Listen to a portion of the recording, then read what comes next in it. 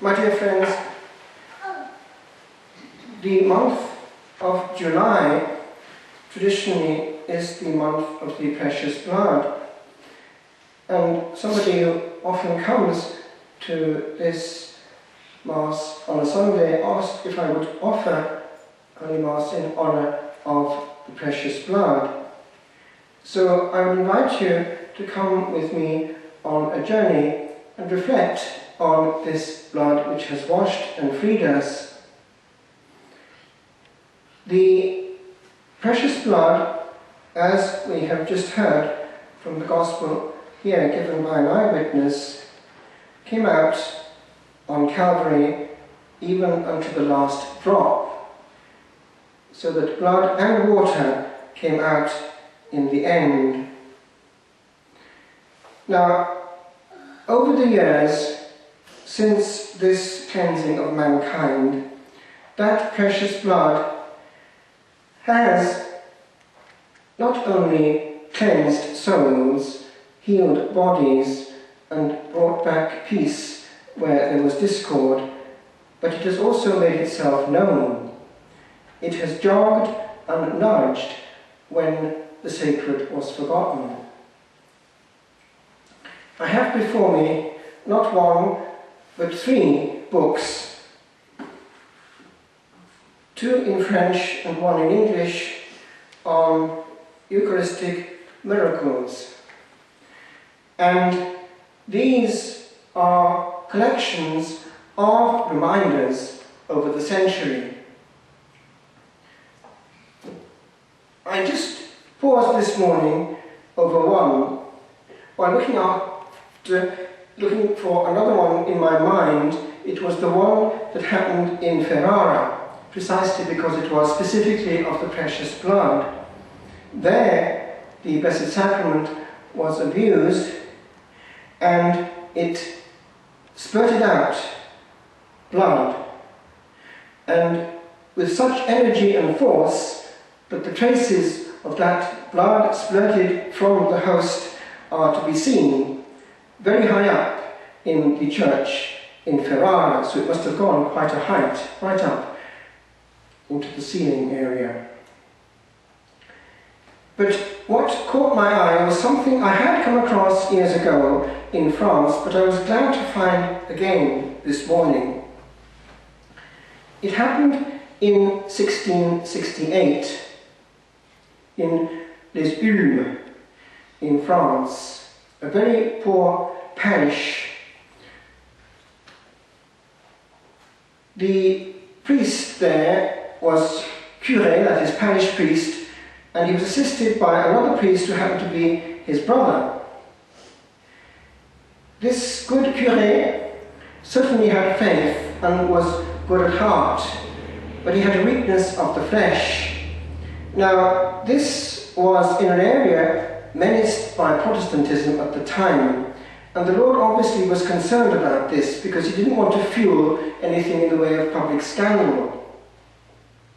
There was a girl from a nearby farm who was often seen coming and going to the priest's quarters, and people were sussing out there was something a bit fishy going on in there.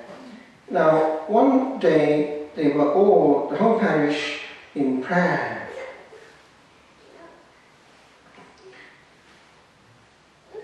The Blessed Sacrament was exposed, initially, as it was done in those days, quite often over the tabernacle. Remember, after the Council of Trent, there was a change even in architecture. They used to create these ciboria, these gigantic things over the tabernacle and things. That was the period. But anyway, that was, and I remember that actually when I was water boy myself, the Blessed Sacrament exposed and a special place prepared for it over the tabernacle in the reredos.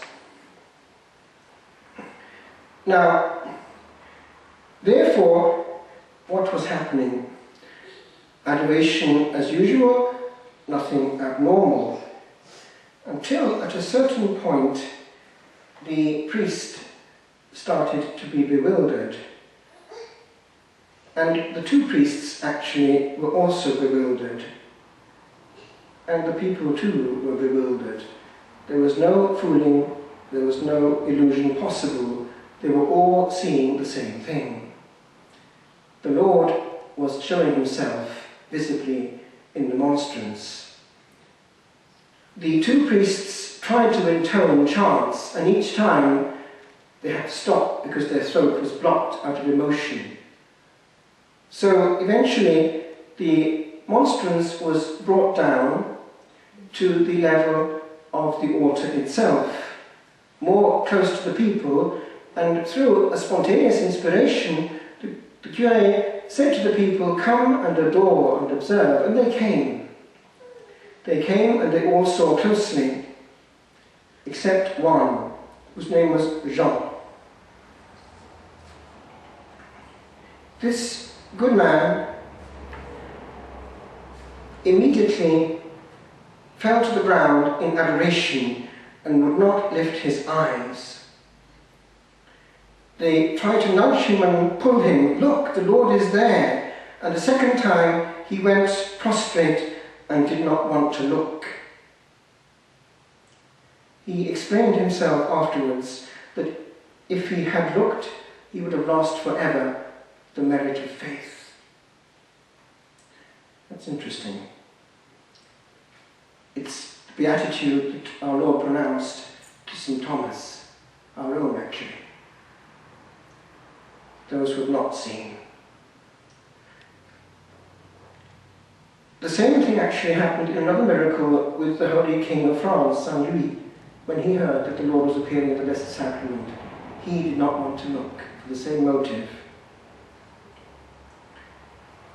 And they managed eventually to intone a fairly easy chant which everyone in the parish knew and which you know as well, which are often used here at the end of Mass. Salve Regina, and that took off all right because the people could carry it. But lo and behold, when it got to the last phrase, except the bit which they say St. Bernard added, O Clement, O Clemens, O Pia, O Dulcis Virgo Maria, before that, they used to end on ostende, that used to be the last word of it, and it was that word show unto us the blessed fruit of thy womb, Jesus. At that point, everyone noticed that it became bright, even brighter than before. It was clear that our Blessed Lady was intervening and obtaining this grace for this priest. Get your act together. So Our Lady was very much involved with this miracle. Now, this feast, or rather this votive Mass just after the feast, would have been the 1st of July, takes me back to about a year ago, when, out of the blue, I was called somewhere down to County Wicklow or County Kildare for a lady who was dying, who had a great devotion to the precious blood. She had cancer and knew that she was terminally ill, but had one wish. It was that before she died, she had her house consecrated there to the precious blood, and the Holy Mass would be offered there in honour of the precious blood with her present. And I went down. And because I could not find the feast in the new missal, which we had still at that time, it had been done away with, I had to use the old. And they were quite happy about that. I did it in the old rite, in red, with the readings in English. And they were very moved, actually, but that was not all. I was moved myself, because I was celebrating through an old window facing the sky, and the sky hasn't changed. And this good lady who hung on, she actually didn't die straight away. She wanted to see me again. And I went back a long time later and she's still just hanging on, and then she died. And now she's gone to her glorious reward. A lovely lady. But anyway, what hit me was this. This cottage was about 300 years old, parts of it.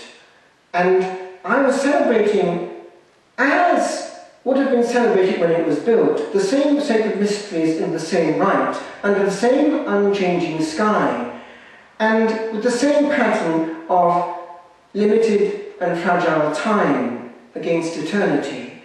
We're all equal before eternity, equidistant from it, and equally nothing. And as a Christmas present, I was given this picture,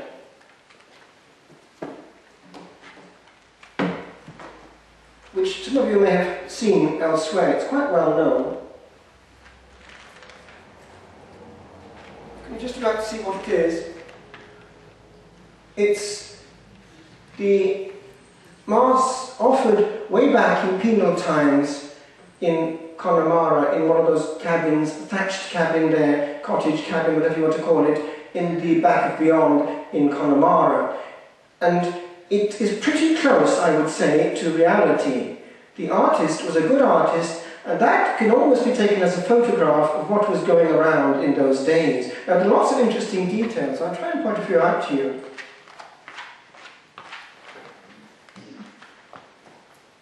Look what he's doing. He's just turning round to give what used to be of obligation, the absolution, just before they receive Holy Communion. It's now no longer required since Blessed John the 23rd, because the one we do at the beginning counts for all. But it used to be that way, that the priest would give that absolution just before, that's what's happening there, it's that moment of it. But look behind. He's got his missal, a very cryptic, simple missal, portable one, just perched on a couple of books with leather binding. This the only books they have in the house, I expect. And two very simple candles, tapers. What have you got there? You've got this old chair, and on it you've got his top hat and a very elegant travelling coat, a riding coat. Well, he's just been ordained. He's about 23 years of age, if that. Well, he must be about 23. He's got a wonderful new white chasuble, a portable one, a fiddleback. And he's obviously coming back to his own people, freshly ordained, straight from the bishop's hands. But he's coming from Rome, from a different kettle of fish altogether, to these poor little humble people, with the Sacred Heart on the wall, the thatched roof, and these in their homely attire, just as it would have been, just as they are. A nice, elegant lady hoping for a fiancé, an old lady with her shawl, a little child, I think there's even a dog in there somewhere, but it's all happening just as it would have been, and nothing at all theatrical. And that, I'm sure, was an encounter between heaven and earth big time, because it was so authentic.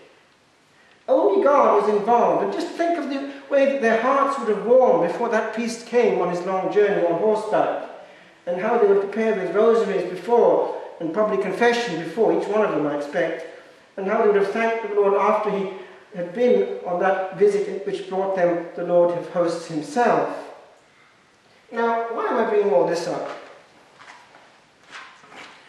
Because, my friends, I feel sometimes when in adoration before the Blessed Sacrament, something of the pain which the precious blood feels when it comes into people's hearts. I'll just share one thing with you, one specific thing. When compared with this, if, as a priest, one is called to a celebration to fill in a gap on a Sunday, one feels something totally different from that in the air sometimes. One can see from the body language around that the only thing that a lot of people want is to get away. And that's actually a sad observation of reality. It's not the case in every country, but it's still there in Ireland. People don't really want to be there. And the proof is that a lot of them go out after Holy Communion. It was happening actually during the Eucharistic Congress. It happens in the Easter Masses when they're very long, that is vigil, the long 2-hour or whatever it is celebration of the Holy Light. People can't be bothered to stay till the end, even at the highest point of the liturgical year. They've got used to the minimum, and anything beyond the minimum is really something fanatical. Now that's hugely damaging to the life of the Church in Ireland, because it means that people are not absorbing grace.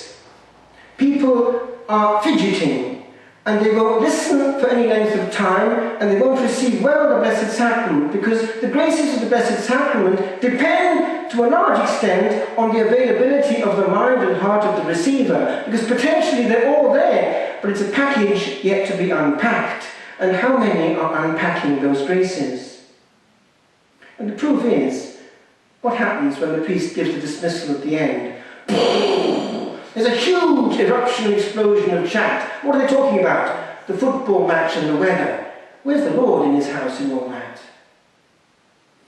And even in the short time I've been back in Ireland, I have noticed it's not everywhere and it's not at every celebration, but progressively it is being eroded, because it was still there when I was coming back, the instinct before Mass not to talk in church, to be praying, but it's going. Now that's a pity, because it's already gone in Italy, because they're by nature very talkative anyway, but I thought it's still there in Ireland, but it's going. We're leaving go something which is hugely precious, and we're not going to get it back.